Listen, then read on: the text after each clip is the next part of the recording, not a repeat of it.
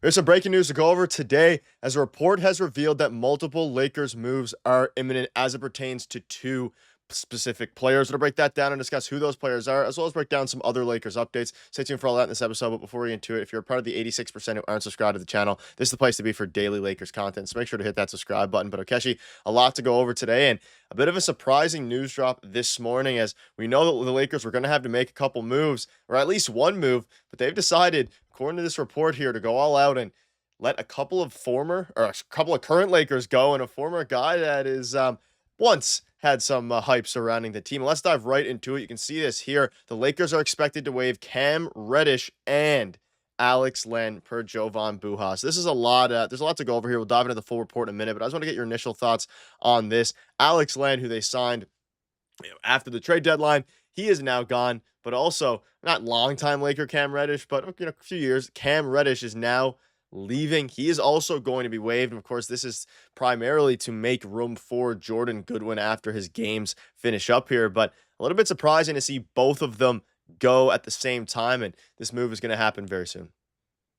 I mean, it is pretty surprising because like you said, we thought one person would be waived because Jordan Goodwin, how well he's been playing, how much JJ Redick has talked about him, and how much he wants him a part of the rotation. So we thought that one move would happen, but then another move, that means they're looking at possibly another one of their other backup bigs, so either a Koloko or Jemison.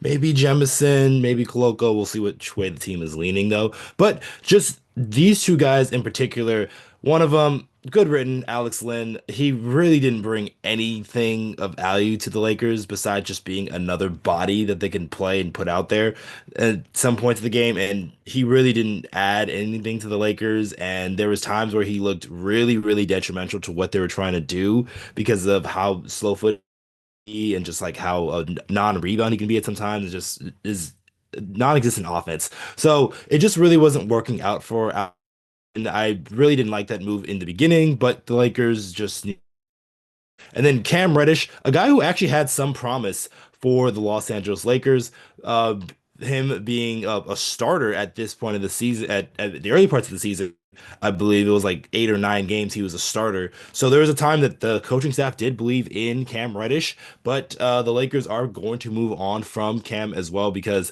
he just recently hasn't played too much, and when he has played, it's looked pretty poor from the Lakers' perspective. So he hasn't really been adding to the team. So getting rid of these two guys, it makes sense because they're really part of the rotation going forward, and you want those two-way guys in your on contracts, NBA contracts, that is. Yeah, and Cam Reddish started a lot of games last year. Obviously, had a decent start to his career in New York. Started to tail off a little bit, and it is. You're right. Having both of them waived is quite the interesting scenario. We'll dive into the full report by Jovan Bujas. Currently, the Lakers have three players on two-way contracts: Jordan Goodwin, Trey Jemison, and Christian Koloko. However, according to Jovan Buha, only two of them are expected to be converted to standard deals. And to make room, Cam Reddish and Len are likely to be waived, while no other main roster players are expected to be cut. There's a chance of all three two-way guys being converted, but realistically, it's probably not going to happen just because I think that the only two obvious players to cut in the roster are Cam Reddish and Alex Len. And Buha loaded on his latest podcast, and Shake Milton has 2 more years of non-guaranteed money. We've talked about this. He's going to be used as a trade chip next this upcoming offseason, we would assume. And of course, Markieff Morris is a beloved figure in the locker room. So this is interesting now. And obviously, Jordan Goodwin has deserved it. He's played fantastic defense. He's been perfect in his role, especially since signing his two-way contract. And JJ Redick said he was going to be part of the rotation going forward in the beginning of March.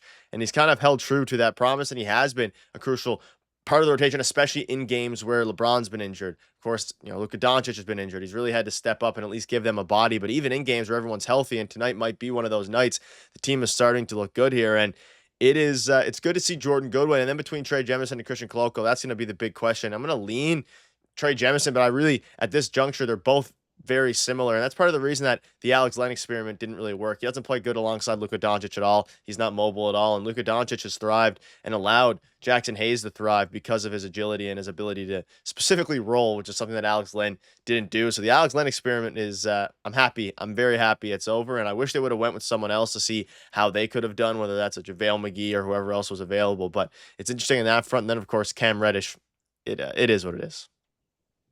I mean, yeah, Cam Reddish is just like another stuff gone wrong. He's just one of those former lottery picks that just hasn't really found out or found his place in the NBA quite yet. And maybe his next stop is his last. I do believe he still has some talent to play with.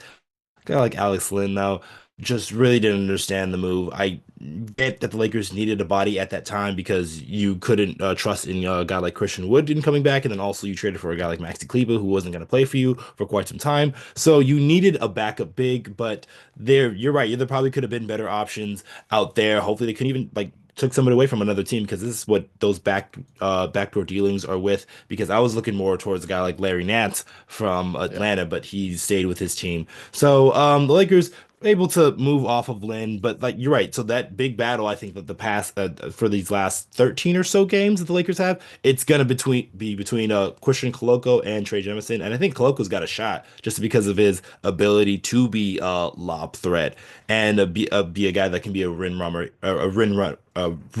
runner. Jesus, and so we'll see what happens on that front between Jemison and Koloko. Yeah, it's gonna be very interesting. Let us know down below who you think the Lakers are gonna ultimately decide to convert alongside Jordan Goodwin. You have to assume Jordan Goodwin. I mean, he's definitely gonna be converted, especially with the way he's played Mhm. in this lineup. A couple of other updates here is the injury report for tonight's game. And Okechi, it's finally that time where we're assuming we're gonna see the full team healthy. So Luka, Dorian, Austin Reaves, Vanderbilt, everybody that they just basically rested in the game the other night against the Bucks are now probable. But Rui and LeBron James are now questionable. So they've been upgraded from out to doubtful. Now they're officially questionable.